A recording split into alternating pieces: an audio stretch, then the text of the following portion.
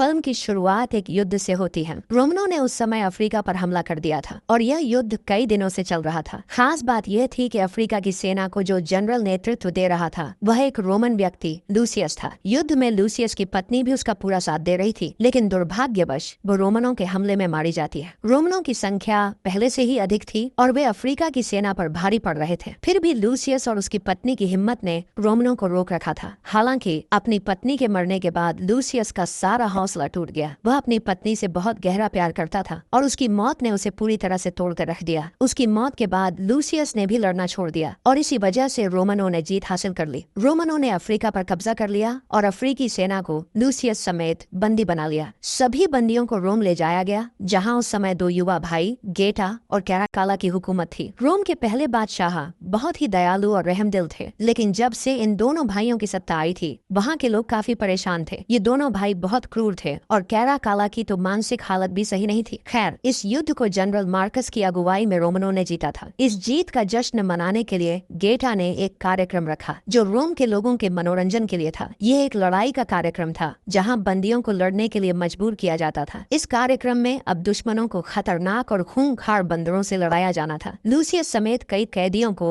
युद्ध के मैदान में लाया गया। जैसे ही लूसियस उस जगह पहुंचा, उसे अपना बचपन याद आ गया। उसे ऐसा महसूस हुआ जैसे यह जगह उसके लिए जानी पहचानी हो। उसे याद आया कि जब वह छोटा था उसकी माँ ने कुछ सिपाहियों के साथ उसे इसी जगह से दूर भेजा था। इससे साफ हो गया कि लूसियस का इस जगह से कोई गहरा रिश्ता था। अब वर्तमान में दिखाया जाता है कि युद्ध शुरू हो चुका था। दुश्मन सैनिकों के ऊपर खूंखार बंदरों को छोड़ दिया गया। ये खूंखार बंदर पल भर में हमला करके कई सैनिकों को मार चुके थे। युद्ध का मैदान पूरी तरह खून खराबे से भर गया था। बंदरों का हमला इतना खतरनाक था कि सैनिक अपने आप को बचा भी नहीं पा रहे थे। लूसियस और उसके कुछ साथी शुरुआत में दूर खड़े यह नजारा देख रहे थे, लेकिन फिर उन्होंने अपनी हिम्मत, समझदारी और बहादुरी दिखाते हुए आगे बढ़कर बंदरों का सामना किया। उन्होंने पीछे से हमला करके बंदरों को काबू में लिया और आखिरकार उन्हें मारने में कामयाब हो गए। इसी बीच रोम के पूर्व जनरल मैकलिन लूसियस को बड़ी ध्यान से लड़ते हुए देख रहे थे। जब यह खेल खत्म हुआ तो जनरल मैकलिन ने लूसियस को अपने पास बुलाया। वह लूसियस की तारीफ करते हुए बोले, मैंने तुम्हारी ताकत और बहादुरी देखी है। मैं चाहता हूँ कि तुम मेरे लिए लड़ो और मेरे ग्लैडिएटर बन जाओ। इसके बदले में मैं तुम्हें एक शानदार जिंदगी दूंगा, वरना तुम जानते हो कि यहाँ कैदियों के साथ कैसा बर्ताव किया जाता है। हालांकि जनरल मैकलिन की बात बुरी नहीं थी, लेकिन यह सुनकर लूसियस हंसने लगा। जनरल मैकलिन लूसियस को सवालिया नजरों से देख रहे थे। तभी लूसियस ने कहा, मैं यहाँ किसी और मकसद से नहीं आया हूँ। मैं यहाँ सिर्फ जनरल मार्कस की मौत के लिए आया हूँ। मुझे उसका सिर चाहिए क्योंकि उसने मेरी पत्नी को मारा है। ये सुनकर जनरल मैकलिन ने कहा, तुम्हारा काम अब मेरा है। तुम्हें मार्कस का कटा हुआ सिर मिलेगा, लेकिन इसके बदले में तुम्हें मेरी बात माननी होगी। इसके बाद सीन कट होता है और हमें जनरल मार्कस को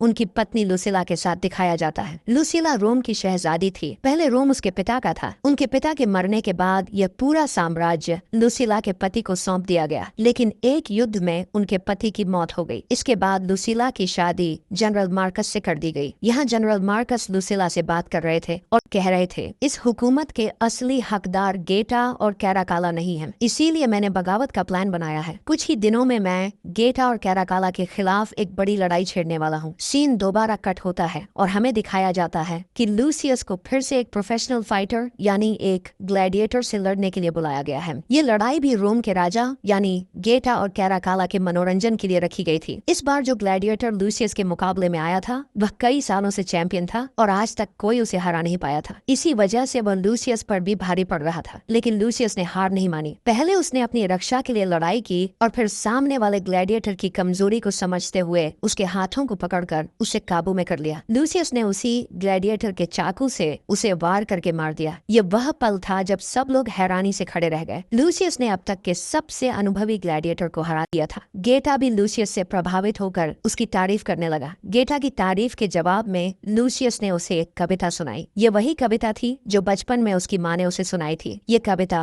रोमन भाषा में थी। इसे सुनकर सभी लोग हैरान रह गए। इसी बीच जनरल मैकलिन भी वहाँ आ गए और लूसियस को जेल ले गए। जेल में उन्होंने लूसियस से सवाल किया, तुम कहाँ से हो? तुम पैदा कहाँ हुए थे? क्योंकि अब उस कविता को सुनने के बाद उन्हें भी शक होने लगा था कि लूसियस कहीं लुसिला का बेटा तो नहीं? लेकिन जनरल मैकलिन ने 100 बार पूछने पर भी लूसियस ने इस बात का सीधा जवाब नहीं दिया। सीन कट होता है और अब हमें जनरल मार्कस को दिखाया जाता है जो अपनी बगावत की तैयारियां कर रहे थे। इस समय रोम के कई सीनेटर, जासूस और खास लोग जनरल मार्कस का साथ देने के लिए तैयार थे। इसकी वजह यह थी कि वे बादशाह गेटा की ज्यादतियों से परेशान हो चुके थे। जनरल मार्कस ने सबको बताया कि उन्होंने एक खास सेना तैयार की है जिसमें लगभग 5000 सैनिक हैं। इसी सेना के जरिए वह महल पर हमला करेंगे। अगला दिन आता है और हम देखते हैं कि गेटा ने एक और ग्लैडिएटर मुकाबला रखा है। इस बार यह लड़ाई लूसियस और उसके साथियों के लिए थी। इस बार का ग्लैडिएटर एक राइनोसोरस गैंडा था जिसे एक रोमन सैनिक नियंत्रित कर रहा था। लड़ाई का नियम यह था कि अगर कोई कैदी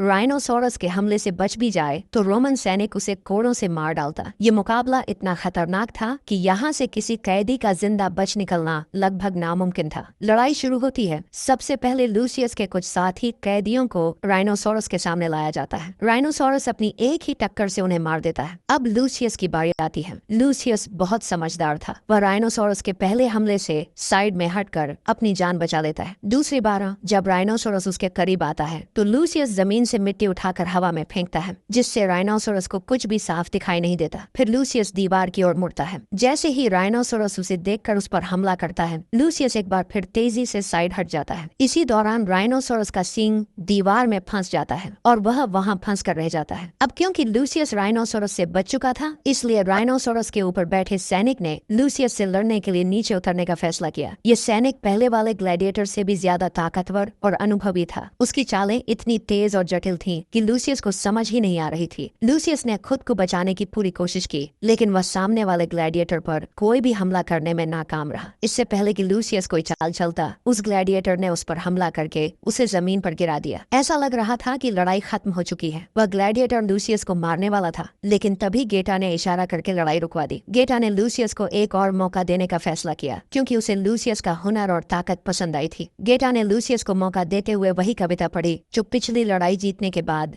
लूसियस ने सुनाई थी। गेटा के मुंह से यह कविता सुनते ही लुसिला को पुरानी बातें याद आने लगी। ये कविता उसे जानी पहचानी लग रही थी लेकिन उसे याद नहीं आ रहा था कि उसने यह कविता कहाँ सुनी थी। लुसिला अपने कमरे में जाकर इसी सोच में उलझी रही। वह पुरानी यादों को टटोलने की कोशिश करती रही और फिर उसे आखिरकार याद आ ही गया जब उसके पति की मौत हो गई थी और वह लूसियस यानी अपने बेटे को सैनिकों के साथ सुरक्षित भेज रही थी। तब उसने अपने बेटे को यह कविता सुनाई थी। यह एहसास लुसिला को झकझोर कर रख देता है। यह देखकर लुसिला समझ गई कि लूसियस कोई और नहीं बल्कि उसका असली बेटा है। फिर फ्लैशबैक में हमें दिखाया जाता है कि आखिर क्यों लुसिला ने लूसियस को अपने से दूर भेज दिया था। जब लूसियस के पिता एक जंग में मारे थे तब लूसियस की उम्र बहुत छोटी थी और कानून के अनुसार अगला सम्राट लूसियस ही बनने वाला था। लेकिन उसकी छोटी उम्र की वजह से किसी भी शख्स के लिए उसे मारकर सिंहासन पर बैठना आसान हो सकता था। अपने बेटे की जान बचाने के लिए लुसिला ने एक बड़ा फैसला लिया। उसने लूसियस को दूर भेज दिया ताकि उसे कोई नुकसान न पहुंचा सके। लुसिला अब और देर तक यह तख्त और हुकूमत किसी और के पास नहीं देख सकती थी। उसने तय किया कि वह आज रात ही जाकर सारी सच्चाई लूसियस को बता देगी। जब वह जेल में पहुंची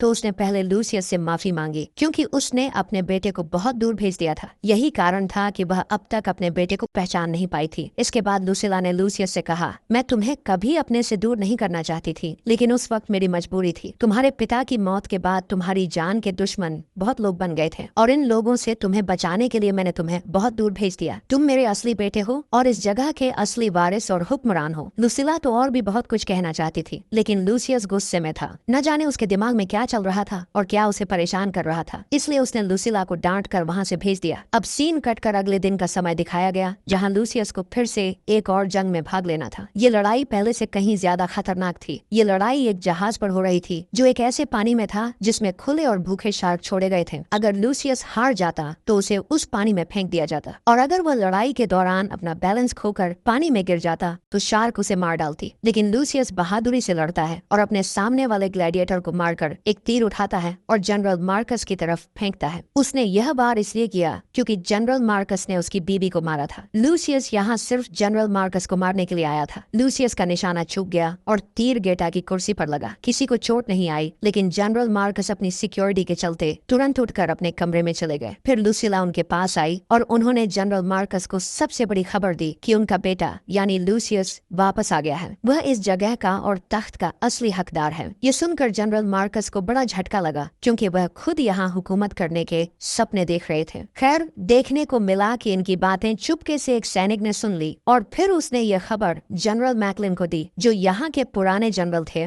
और जिन्होंने लूसियस को शुरू में अपना ग्लैडिएटर बनने का ऑफर भी किया था। अब ये जनरल और स्पाई जिन्हें खबर मिली थी कि लूसियस यानी लूसिला का बेटा वापस आ चुका है, उन्होंने यह खबर जाकर यहाँ के बादशाह यानी गैटा और कैराकाला को दे दी। इसका मतलब था कि उन्होंने जनरल मार्कस को धोखा दे दिया था और सारी बातें बादशाह को बता दी। पहली खबर थी कि जनरल मार्कस बगावत करने वाला है और आपसे जंग करने वाला है इस तख्त के लिए। दूसरी खबर थी कि लूसिला का बेटा वापस आ चुका है, जो अब उनसे यह तख्त छीन लेगा। ये सुनकर गैटा और कैराकाला को गुस्सा आ गया और गैटा ने तुरंत लूसिला और जनरल मार्कस को बंदी बना लिया, यानी उन्हें कैद करवा लिया। सीन कट होकर हम जेल में लूसियस को देखते हैं, जहाँ एक सैनिक उसके पास बैठा हुआ था। ये सैनिक उसे यहाँ की पुरानी कहानियां बता रहा था, यहाँ के पुराने ग्लैडिएटर्स और पुराने हुक्मरानों की कहानियां, जिसमें उसके पिता मैक्सिमस का नाम भी था। लूसियस इस सैनिक के जरिए अपने पिता के बारे में और भी बहुत कुछ जानने की कोशिश करता है और यह सैनिक उसे उस जगह पर ले जाता है जहाँ पर उसके पिता का आर्मर और तलवारें रखी हुई थी। इन चीजों को देखकर लूसियस को अपने बचपन के फ्लैशबैक्स याद आते हैं और उसे यकीन हो जाता है कि लूसिला झूठ नहीं बोल रही, वह सच में मैक्सिमस और लूसिला का बेटा है। खैर, अगले दिन हमें दिखाया जाता है कि बादशाह गैटा ने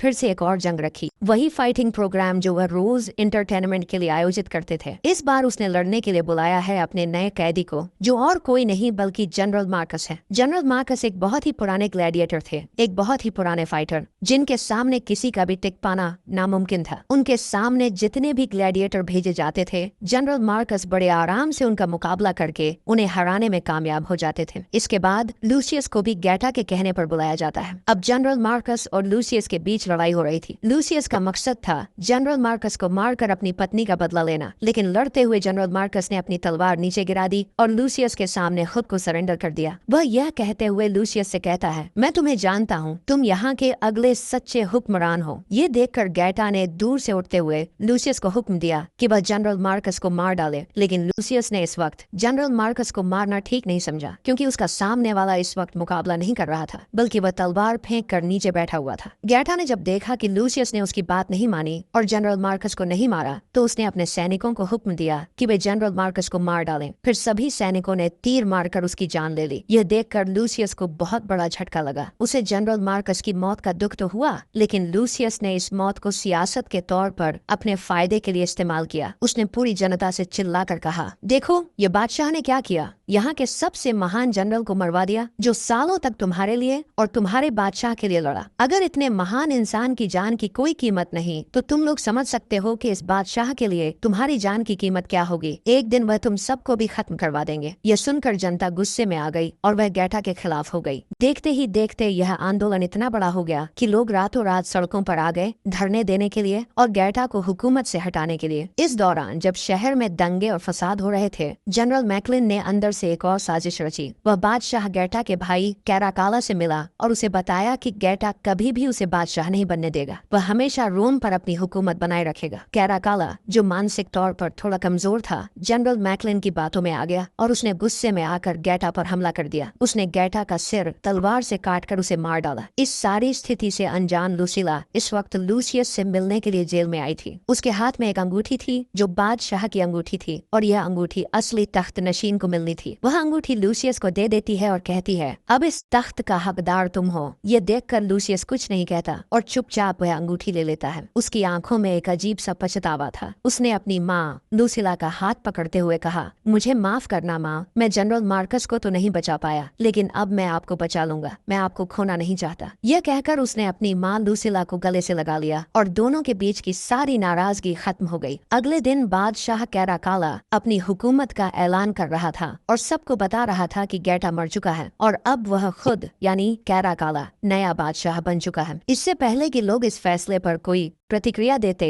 जनरल मैकलिन गेटा का सिर लेकर वहां पहुंच जाता है और सबको बताता है कि गेटा का कत्ल कैराकाला ने किया था। बादशाह को मारने की सजा के रूप में कैराकाला को जेल में डाल दिया जाता है। ये सब जनरल मैकलिन की साजिश थी, लेकिन कैराकाला कुछ भी समझ नहीं पाता। अंत में जनरल मैकलिन ने खुद को बादशाह घोषित कर दिया। यहाँ उनकी हुकूमत आ चुकी थी, लेकिन पीछे से लूसियस ने अपनी चालें चलनी शुरू कर दी। लूसियस ने वह अंगूठी जो उसकी माँ ने दी थी एक सिपाही को दी और उसे एक खास जगह भेजा। उसने सिपाही से कहा कि वहाँ उसे जनरल डोरिस मिलेंगे और उन्हें यह अंगूठी देकर कहना कि रोम के बादशाह लूसियस ने उनकी मदद मांगी है। यह सुनकर सिपाही समझ गया कि लूसियस कोई और नहीं बल्कि लूसिला का बेटा था। उसने लूसियस का आदेश माना और जनरल डोरिस से मदद लेने के लिए निकल पड़ा। इसी बीच जनरल मैकलिन ने ताकत के नशे में लूसियस को एक नई ग्लेडिएटर गेम के लिए बुलाया, क्योंकि लूसियस ने जनरल मैकलिन ग्लेडिएटर बनने से मना किया था। अब जनरल मैकलिन उससे बदला लेने का इरादा रखता था। जब यह संदेश लूसियस तक पहुंचा तो वह गुस्से से पागल हो गया, लेकिन उसने ज्यादा रिएक्शन नहीं दिया। लूसियस ने पहले ही जेल की चाबी सिपाही से ले ली थी और मौका पाकर वह जेल तोड़कर बाहर आ गया। उसने सिपाहियों पर हमला किया और भाग खड़ा हुआ, क्योंकि उसे जनरल डोरिस की फौज के साथ मिलकर रोम पर हमला करना था। अपनी हुकूमत और हक लेने के लिए लूसियस ने ज्यादा देर नहीं लगाई और ये खबर जनरल मैकलिन तक भी पहुंच गई कि जनरल डोरिस अपनी पूरी फौज के साथ हमला करने के लिए आ रही है। ये देखकर जनरल मैकलिन को अपने सेट किए गए प्रोग्राम से हटना पड़ा और जंग के लिए तैयार होना पड़ा। कुछ देर बाद हमें एक जंग का माहौल दिखाया गया, जहाँ दोनों फौजें आमने सामने थीं। एक तरफ रोमन फौज थी जिनका नेतृत्व जनरल मैकलिन कर रहे थे और दूसरी तरफ लूसियस और जनरल डोरिस की फौज थी। हालांकि लूसियस और जनरल डोरिस की फौज कम थी, लेकिन इनकी बहादुरी और जुर्रत बहुत ज्यादा थी। दोनों फौजें आपस में लड़ने लगी। अब जहां दोनों फौजें लड़ रही थीं, वहीं पर जनरल मैकलिन और लूसियस भी आमने सामने आ गए। लूसियस ने उनसे कहा, मैं रोम को तुम जैसे लोगों से बचाने के लिए लड़ रहा हूँ। ये सुनते ही इन दोनों के बीच लड़ाई शुरू हो गई। लड़ाई बहुत ही भयानक थी। कभी लूसियस तो कभी जनरल मैकलिन एक दूसरे पर भारी पड़ रहे थे। तलवारबाजी करते हुए ये लोग पानी में भी उतर आए, लेकिन अपनी लड़ाई नहीं छोड़ी। लड़ाई करते करते एक ऐसा पल आया जब जनरल मैकलिन लूसियस पर भारी पड़ गए और उन्होंने लूसियस को पानी में गिरा दिया। लूसियस हार मानने ही वाला था, लेकिन तभी उसके कानों में उसकी माँ की आवाजें गूंजी, जिसे जनरल मैकलिन ने अपने आदमियों के जरिए मरवा दिया था। हिम्मत करके लूसियस उठा और इस बार उसने मैकलिन पर हमला किया और उसे मार डाला। उसे मारते ही जीत उसकी हो चुकी थी। अपनी जीत के बाद लूसियस ने अपनी पूरी आवाम से कहा, मेरे डैड यानी मैक्सिमस का ख्वाब था कि रोम एक ऐसा मुल्क बने जहां सभी के लिए अमन हो, लेकिन बदकिस्मती से किसी हुक्मरान ने उनके सपने को पूरा नहीं होने दिया। लेकिन मैं उनके इस सपने को हकीकत में बदलूंगा। ये कहते हुए लोग उसकी तालियां बजाने लगे और यह दिखाने लगे कि अब वे लूसियस को अपना हुक्मरान, अपना बादशाह मान चुके हैं। आखिरकार लूसियस को उसका असली हक मिल गया और कहानी यहीं खत्म होती है।